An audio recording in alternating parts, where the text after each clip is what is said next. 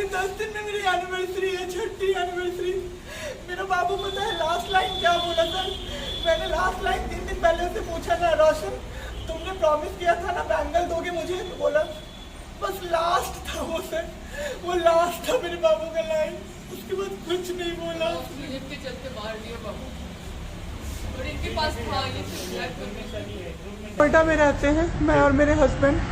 अभी होली में हम लोग बिहार आए हुए थे सर, होली मनाने के लिए पूरी फैमिली का गेट टुगेदर था।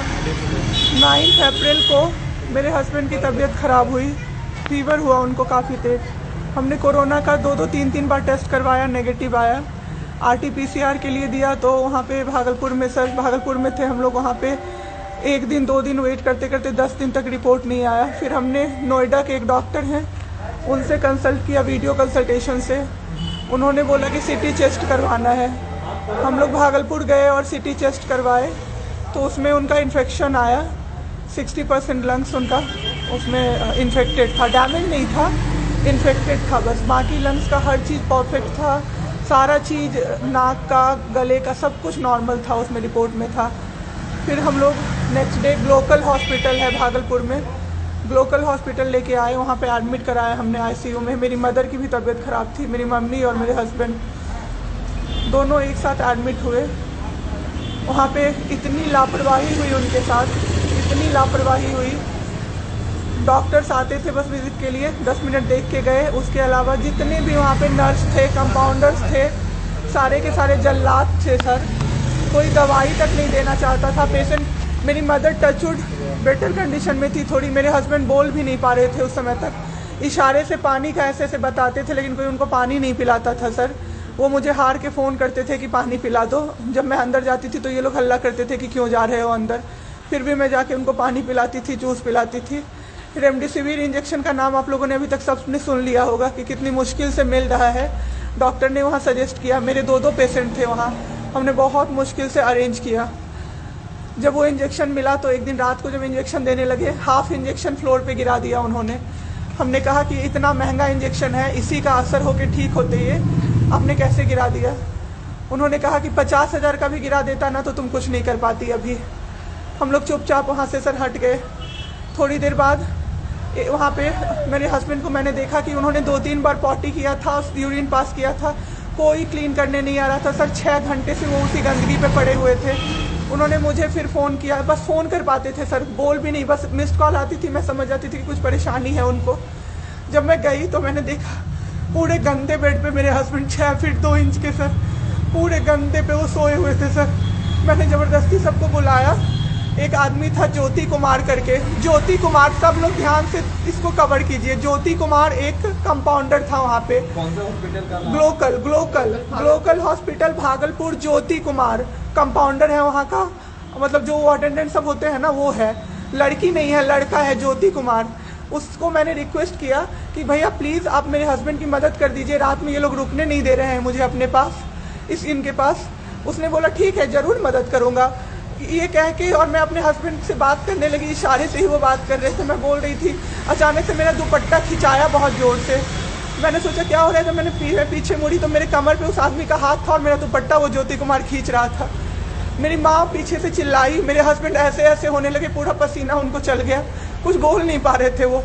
जब हम लोग ठीक थे ना, मैं बाहर निकलती थी ना, कोई मुझे ऐसे देखता था ना नॉर्मली ही तो कहते थे आंख निकाल लूंगा, क्या सोच के इसको देख रहे हो। और मेरे हस्बैंड उस दिन बेड पे पड़े हुए देखते रहे कि मेरी वाइफ का कोई दुपट्टा खींच रहा है। और जब मैंने उस आदमी को देखा ना तो वो मुस्कुरा रहा था। मैंने ऐसे दुपट्टा खींचा और मैं कुछ नहीं बोल पाई डर से कि मेरे हस्बैंड यहाँ पे है, मेरी माँ यहाँ पे है, ये लोग कुछ कर देगा।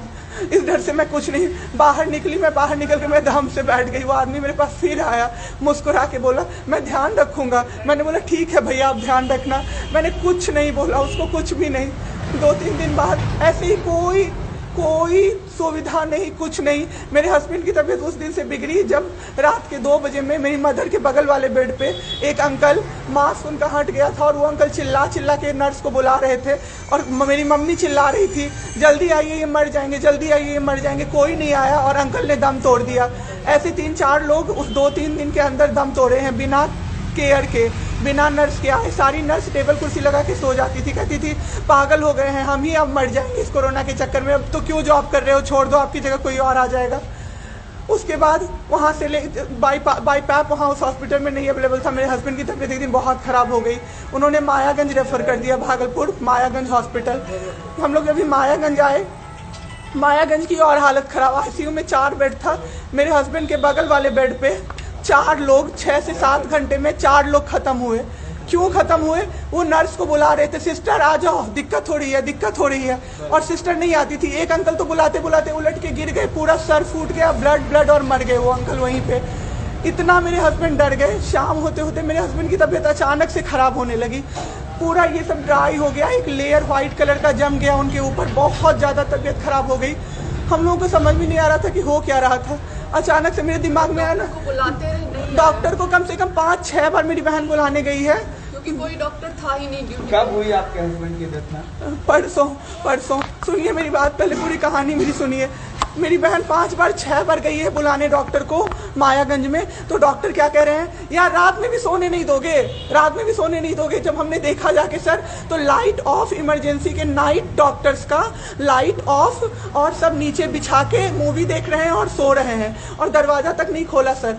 मेरे हस्बैंड की ऐसी हालत हुई, जब मेरी दीदी बहुत जाके चिल्लाई, तब एक डॉक्टर आए वहाँ से, तो उन्होंने देखा क्या कि मास्क, उन्होंने ऐसे मास्क लगा होता है ना, उसमें एक ऑक्सीजन सप्लाई का पाइप होता है ना, वो पाइप ही नहीं लगाया था सर, बस मास्क लगा के छोड़ दिया था, ऑक्सीजन सप्लाई आ ही नहीं रहा था।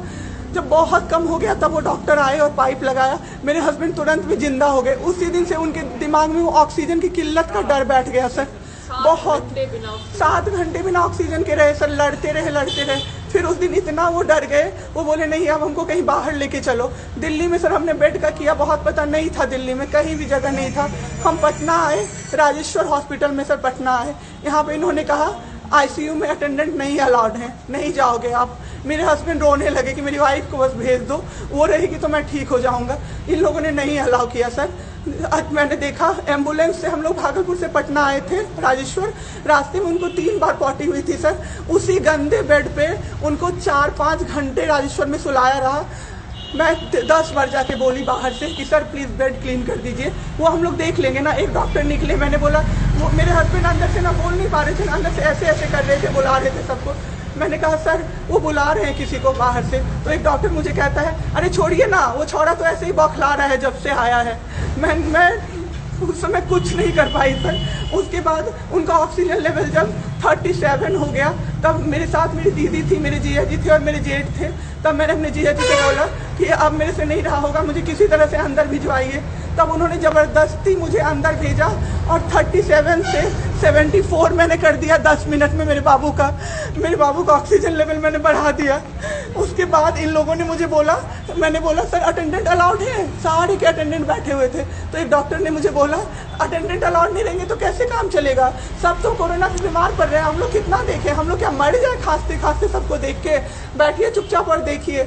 15 दिन तक सर एक टेबल पे एक लगातार मैं बैठी हूँ। आज 1 महीना पे मैंने ब्रश किया है सर, 1 महीने पे ब्रश किया है मैंने। बाबू को बहुत ठीक कर दिया, इतना स्ट्रॉ लगा के सर, मास्क के अंदर से स्ट्रॉ लगा के बाबू को मैंने जूस, दाल, रोटी सब कुछ पिलाया सर। इतने ठीक हो गए ना कि जो डॉक्टर फर्स्ट डे बोला था ये बचेगा नहीं, वो डॉक्टर सर 3-4 दिन बाद कहता है टचवुड क्या कर दिया आपने इनके साथ, ये तो एकदम ठीक हो गए, गजब का फाइट दिया आप दोनों ने मिलके।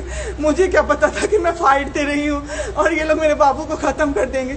इतना ऑक्सीजन का किल्लत सर, मेरा बाबू डर गया बहुत ज़्यादा। ऑक्सीजन सिलेंडर देखता था और कहता था हाँ वो खत्म हो जाएगा, वो खत्म हो जाएगा। मैं कहती थी नहीं खत्म होगा बाबू। 1.5 घंटे के लिए सर ऑक्सीजन सप्लाई बंद रहता था।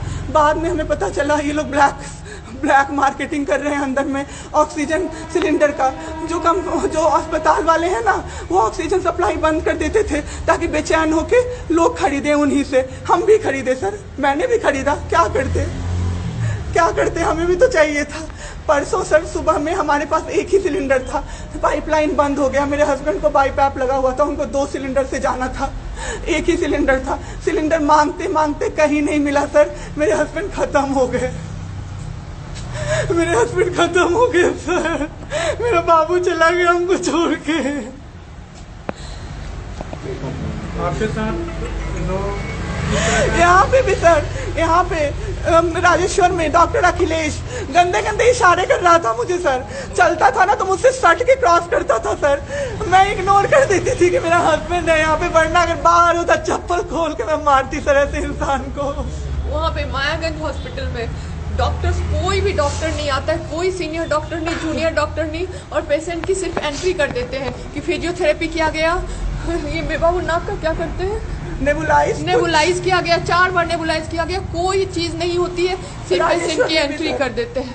एंट्री सब किया हुआ रहता है कि ये बड़े डॉक्टर आए, ये बड़े डॉक्टर आए, उन्होंने पेशेंट को देखा, नेबुलाइज किया, फिजियोथेरेपी हुआ, पेशेंट को कुछ नहीं, मतलब सीपैप पे पड़ा हुआ पेशेंट, और उसको देखने के लिए 24 घंटे में कोई नर्स नहीं आती है, रूम बंद करके, और सब सोते रहते हैं। दरवाजा ठकठकाएगा तो चिल्ला के बोलेगी दूर भागो यहाँ से, कोरोना पेशेंट के यहाँ से आई हो, हम लोग अभी रात में नहीं आ सकते। हम लोग क्या मर जाए पेशेंट के लिए? कोई नहीं आता है, कोई नहीं आता है देखने के लिए किसी को। पटना ये में लोग पटना में हम लोग तो 26 तारीख को आए पटना। मैम आपके साथ जो ये सब हुआ है, गलत हुआ है, इसकी शिकायत आपने किसी को की है? अभी किसको करे सर? परसों तो मेरा बाबू गया है। परसों शाम अब क्या चाहती हैं सरकार से? क्या अभी सबसे पहले तो मैं चाहती हूँ कि सारे जगह ये, सबसे पहले तो मुझे कोई प्लेटफॉर्म मिले जिस पे मैं ये बोल सकूँ टीवी पे जाके, ताकि लोग बचें। अब जिसके साथ जो हो नहीं हो तो सेकेंडरी है। हमारे जैसे जो लोग में पड़े हैं ना, जो ये छोड़ के भूल जाते हैं कि पेशेंट का ख्याल डॉक्टर्स रखेंगे, वो जाके अपने पेशेंट का ख्याल रखें, नहीं तो सब मर जाएंगे सर, सब मर जाएंगे। एक डॉक्टर एक दिन आए राजेश्वर में, कहते हैं अरे ये बेड अभी तक नहीं खाली हुआ है, मतलब ये आदमी अभी तक नहीं मरा है।